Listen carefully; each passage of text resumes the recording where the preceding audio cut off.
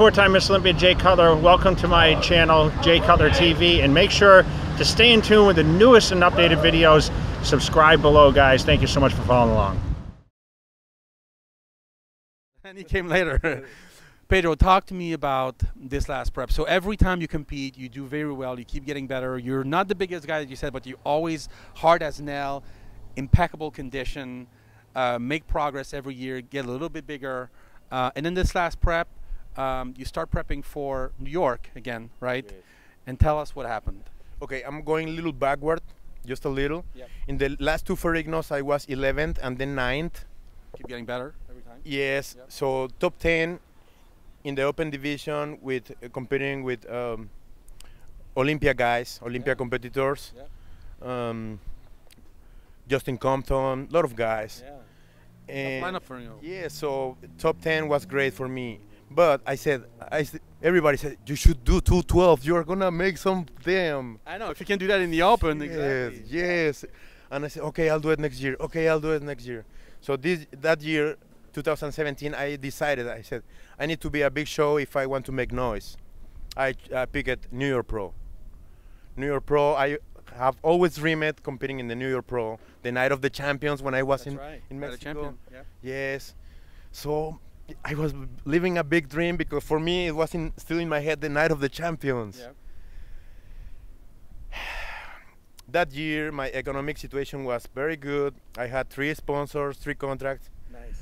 Yes, and I was with ProPTA, certifying people from all over the world. I was with 5%, well, several sponsors, personal training here, online training here. So When he's coming in. yeah, exactly. So that year with Brad told me, just give me 1 year, Pedro, because sometimes I started my prep late. Yeah. Anyway, I came in great shape, but I always miss it a few weeks. Yeah. Exactly. So Brad said at the beginning of the year, just give me 1 whole year, Pedro. I can make you look crazy. We have everything together. Yeah. And I always trusted Brad. I'm still trusting him. He's doing my diet right now. And well, that year, I put it everything. I mean everything. Supplements, all what I need, all kind of supplements. My sponsor was supporting me. Good. Now I can tell Rich was not only giving me supplements, he was giving me all the stuff I needed. You understand? Compete. Yeah. Exactly, everything. So he made it easier. Yeah. And I was incredible. I was 220 pounds with less than 10% of body fat in my off season. I'm only 5'3", so I was big. Yeah. And in the pre-contest, I said, I'm 5'3". Okay, the guys who are 212 are around 5'5", 5'6", 5'7", 5'6", 5'5". So same weight with them, but 3 inches less, so I'm gonna look bigger. Yes. So a few weeks before the New York Pro, I was 214, 5'3", 7% of body fat. I was ready. I had already my glutes shredded, as always. And you told me, I was honored when you told me, hey, the giant killer, Sean Clarida, is caring about you. Yes, he thinks about you. Yes, I remember that, Dave. Do you remember? Of course I remember. Now he looks great. He looks incredible. Because I went to New York to shoot him at Steve's gym. He was asking. I remember that year. And that year, I was waiting to look even better, so we didn't shoot the video on time. That's right. I'll tell you why. Okay, I was doing my prep. That year, I was training with Psycho, Chris Lewis. As I said, I wanted to learn everything from everybody here. So I couldn't miss Psycho, my brother. He's very interactive. He is very basic with the exercises, which is better. He said, I will do what they stopped doing. Yeah. I'm just doing what Old they school, didn't do old anymore. school, Exactly, yeah. old school. Yeah. So I loved it. I was very, very tired after the workouts. But I thought it was because of the workout itself. Because of the prep, you know, cardio, abdominals, and posing in the first AM, then my training by noon, and then evening maybe cardio again. So it was very demanding, very tired. Still training people here. Yeah. always with a lot of clients. Yeah. So the preparation for me, contest prep, was very demanding, but I always gave my best. Few weeks before, one day I was doing cardio. Well, seated in the treadmill, preparing my BCAs 5%, and I don't know how, but I was sleeping on the treadmill. Wow. 40 minutes later, a lady wake me up. You were passed I out. said, yes, and I said, I was sleeping. I said, what's going on? Next day when I came, I had my feet swollen, and I showed Brad. We made some changes in the preparation, in the prep, because we could be estrogens, could be some water retention, because so we made some changes, but I didn't have any change, and I still came to train because I'm a warrior. Yeah. And I said, okay, I know everything. Something is going bad, because to sleep, because I was big for my height. I was too big. I know Jose Raymond is bigger than that. He's 5'3" also, but everybody's different. It was the maximum weight for my frame. So I was like a fat guy. When to tie my shoes, I was like, Oh, wow. even when I did cardio. To sleep, I have to sleep in the couch like this, because if I was horizontal, I had can't breathe. apnea. I didn't know Wow. I had apnea Yeah. until later. But I said, oh, it's because of the prep. It's because I'm big. It's because I'm tired. It's because I'm heavy. Yeah. And I knew something was going wrong. But I said, after the shows, I'm gonna go to a hospital, no matter how much, and I'm I'll gonna deal with it check then. everything.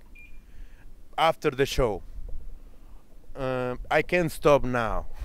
After the show, And how many weeks are you when you say that to yourself? it was 4 weeks out. 4 weeks out. Yes. Okay. So, few days later, I couldn't even walk. I could barely walk because of the swelling. So we decided. Dr. Howard Keith Elkin, nutriologist. He is Charles Glass client for years, and he has competed in bodybuilding national championships, and he is a cardiologist who understands about this sport. So he's been always on my back, supporting. Dr. Howard Keith said, go to UCLA, go to emergency room now. Right now. Big Will told me one night before, you have to take all that stuff out of your body. I said, yeah, you have something inside. You have to. That's not normal. Go to hospital. So Dr. Howard Keith told me to go to hospital. We went to UCLA. When they realized my blood pressure was 240 over 180, they said, oh my God, they put me,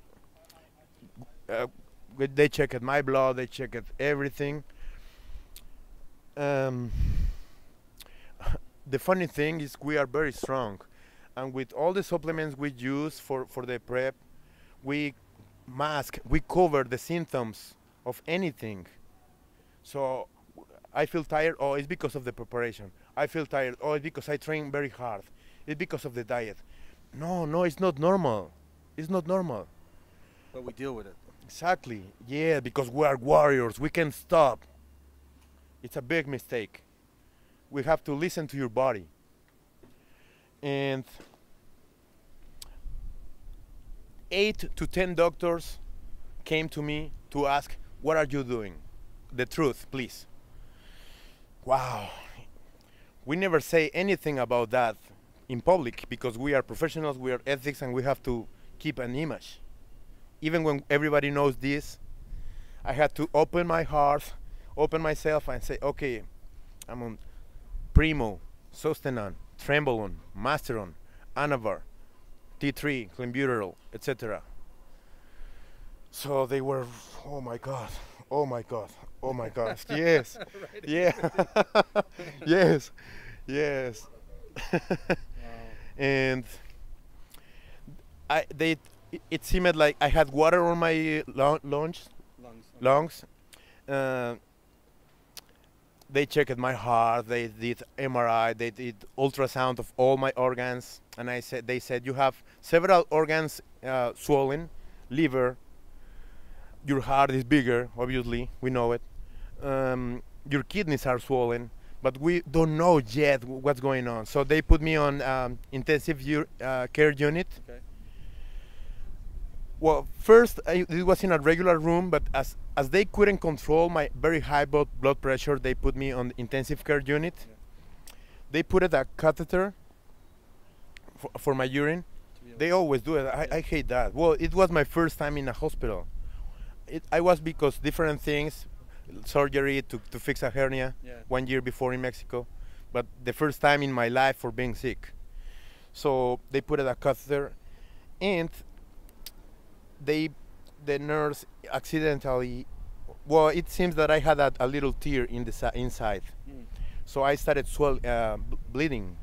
Oh, no. Yes, and I started to feel a lot of pain inside, like my body was trying to pull the catheter out, and I started bleeding, and the machines, sorry about the simple words, started to be like beep, beep, beep, beep. A lot of doctors came. I was in pain. I was like screaming. I don't know why. I think I was feeling a lot of pain. I was screaming. I was a nurse here, and he had my hand, and she said, "Breathe with me. Look at me. Look at me. Breathe with me. Stay with me. Look at me. Breathe with me. Stay with me." And I said, and I was. Everybody was working on me. A lot of people around, doing here. I don't know. I don't remember. It was a very, very hard. Then suddenly I feel peace, like everything calm. Everybody left. At the end of this, I have a picture I will show in a documentary. I was gray. My skin color was gray, not brown. And I was with my mouth open like this. When I see the picture, I said, "Oh, I'm dead." Wow. I was looking like a dead person. I will show that picture in the documentary. And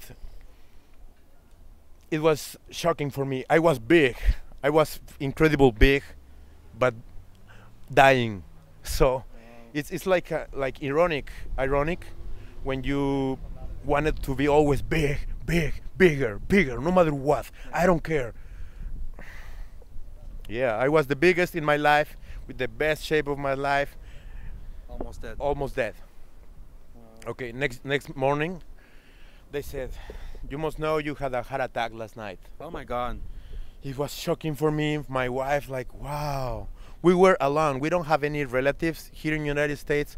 Since I came, because of my career, because of my professional career, I came to certify people with Propta, to help people not looking for a job or something, just to live my dream, to live my professional career. So we are alone, talking about relatives, family. Yeah. I have a family here in Gold's Gym, but my wife was totally alone with dealing with this situation. Wow. From day to night, my body changed in 360 degrees. Because I was living my dream in my professionally, in my job, in my life, everything I wanted. I was living my American dream. So next day I was in the hospital with a heart attack.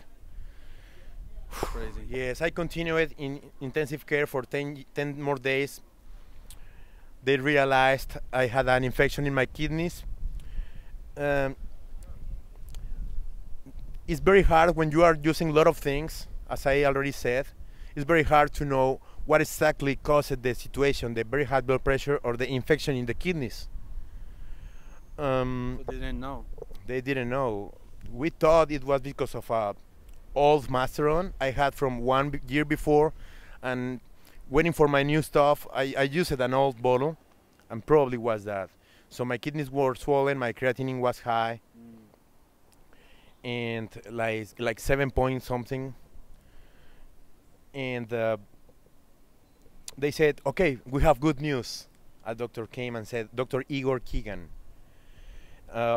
in UCLA, the best hospital, one of the best hospitals in United States, as you know, here in Los Angeles. We are blessed.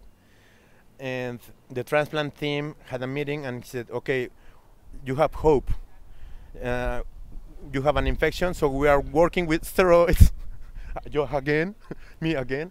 Like we are working with steroids to get rid of that swollen kidneys, and we will fight the infection with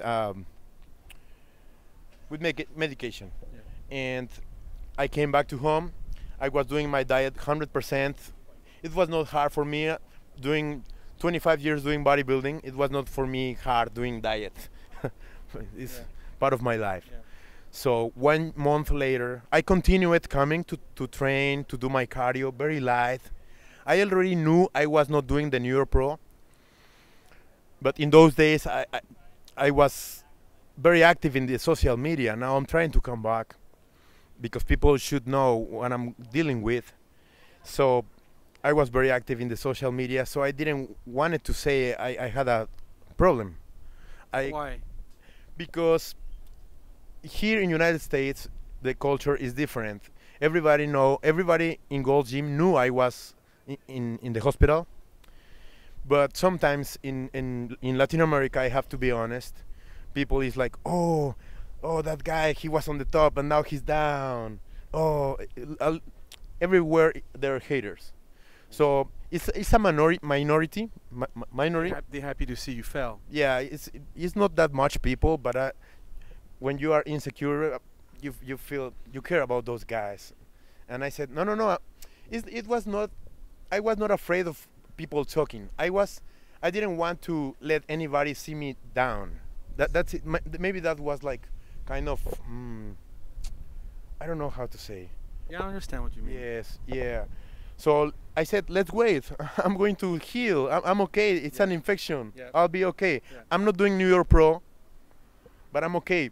RX Muscle said, oh, the Pitbull this year stepped out of the box.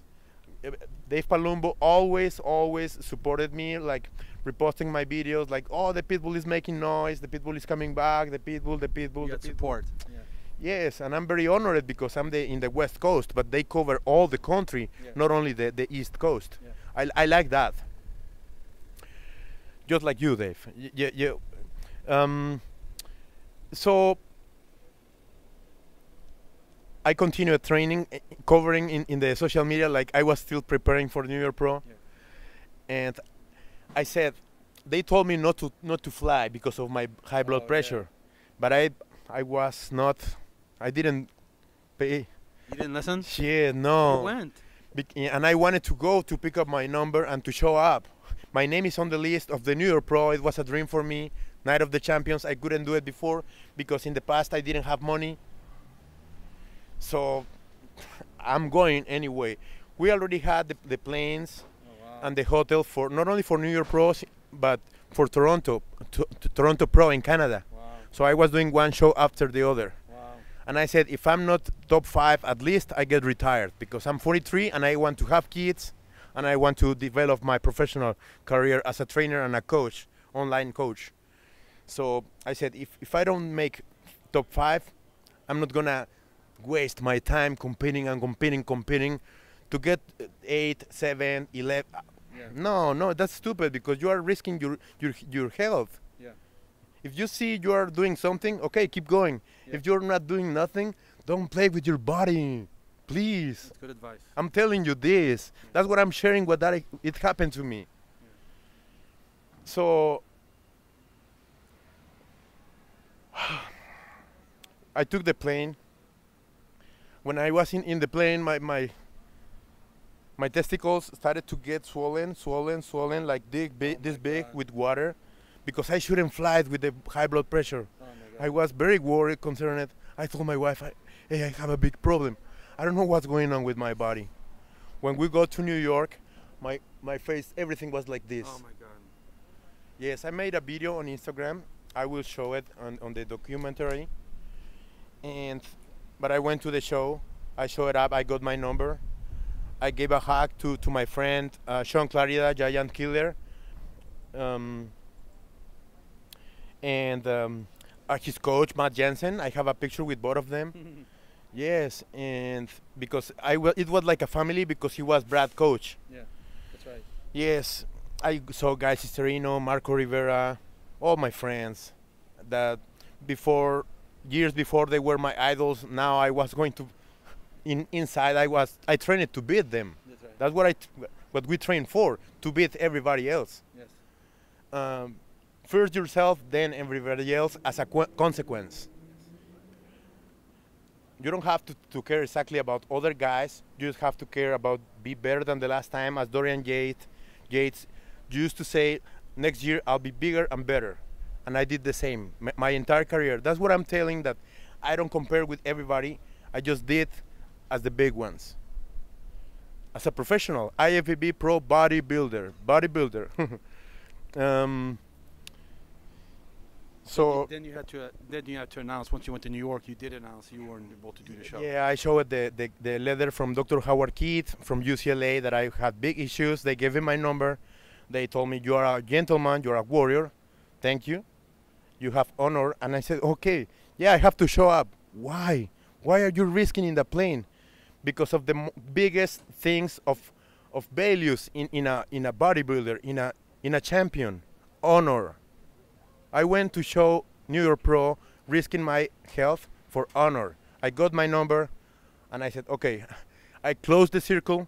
Then we went still to Toronto, not to show up, but on vacation. But everything was paid, and I was not sure if I was going to be able to travel as we normally did. Was the flight okay from New York to Toronto? Was No, still like that, still swollen, but we already had everything. And to come back to United States, we need to go there first. We had everything paid. They didn't want to they give me the money back. So let's do it. We are here. What about the flight back to LA? Was it same thing again? Yes, same thing. Wouldn't that scare you to death? Yes. No. This went out, I think, but I was still like that. Yeah. Couple of weeks later, we went back to hospital to check my numbers. That day I was the swelling was gone. And I was with big expectations of being good. And I said, we made it, Jessica. Okay. I'm done, but we made it. I'm not gonna risk myself. I'm done. This was enough. Yeah. This big warning was enough. So when Dr. Igor Keegan saw me, I said, oh, doctor, I'm here. I did my diet 100%. I'm still training and I'm feeling great. And he looked at me like, how can I tell him this? And he said, no, Pedro, your numbers are actually worse. And he said, very, very soon, probably weeks, not even months, you will need either kidney transplant or go on dialysis. I was like, wow, the hardest news in my life. I started crying immediately. He went to ask for another doctor, member of the team. When he went out of the office, my wife she said, don't worry, I will give you one of my kidneys. We can do that. Don't worry, I'll be okay. We'll be okay. And I was shocked. I don't remember. I was surprised with her reaction, but I was still crying, and she was crying also. When doctor came back, I told her, doctor, my wife is giving me one kidney. Doctor said, whoa, you are very lucky. You are a lucky man. And okay, they sent me to the Vida Clinic with Dr. Rastogi to tell me about how dialysis works. Having a kidney transplant before going on dialysis is very hard. The waiting list here in California is 10 years. Yeah. Because more of the people you can imagine is suffering with that problem. Kidney failure is very common. Kids, teenagers, everybody, not only because steroids. So we have to be careful about high blood pressure, about taking pain medications, about giving your body any medication your body don't really need. Because a lot of things, they told us, a police officer, that he jumped a fence and he got his knee injured. So he was taking a leave, just a leave. Yeah. It's naproxen for the rest of his life. Yeah. When he was going to be in another grade higher, I think lieutenant, and so he had to check his blood, everything, and they realized he was kidney failure stage 5. Wow. It was too late to help him. He passed away. Oh wow. And they told me this because people don't know the dangerous could be pain medication. Anything. It's anything. So when I saw in the dialysis clinic, when I saw the mannequin, Yeah. Mannequin. yeah, with the little cable, the little top coming out of his body, Yeah. the line, the lifeline for kidney failure, and it was impressive for me. I will have that on my IFBB Pro body with my incredible shape body. I know. You, That's not gonna look right. Dave, it's very stupid. It's very stupid I know. because you always care about your body. We put a lot of money in our bodies during years, I know. paying trainers, traveling, competing, shows, tanning, supplements, Yeah. coaches, nutritionists. I'm not talking about steroids only. So, but at the same time, sometimes we don't care. We don't because I was feeling bad before the show, and I said, "Oh, I will take care of my body after the show." That's stupid. That's stupid. Sometimes it's too late. Yeah, so I was stupid. Please don't be stupid. If you feel bad, if you feel something is wrong, go to hospital. You can compete any other time. It's not worth it. No matter how money you spend, no matter if you are in all social media talking about you have to stop, going to doctor, and take care of your body. But let me ask you something though. Isn't it? Why did you not go right away? Is it because you were afraid that maybe they would find something? Because I think that's the problem with us. Sometimes if we ignore it, nothing is going to happen. But if you go, they may find something. Is that why? Absolutely, yes. Because I knew inside that they were. Something was wrong. Yeah, we know that when we are on prep, our numbers not exactly very, very good. Yeah. We know that. So you don't want to be told you have to stop. Exactly. Yeah, I was sure they you have to stop your prep. So I said, okay, I'm going to hold on, and I'm going to hospital after the competition. Thank God I couldn't make it with the competition, because if so, I would maybe die with the dehydration. Yeah, If I had a heart attack before, imagine with no water. Well, that's right. you know, we never stop drinking water. We are in the first world. We do everything properly, but still at risk for your body. Still at risk for your body. Still stress for your body. Yeah. So, yeah. Wow. So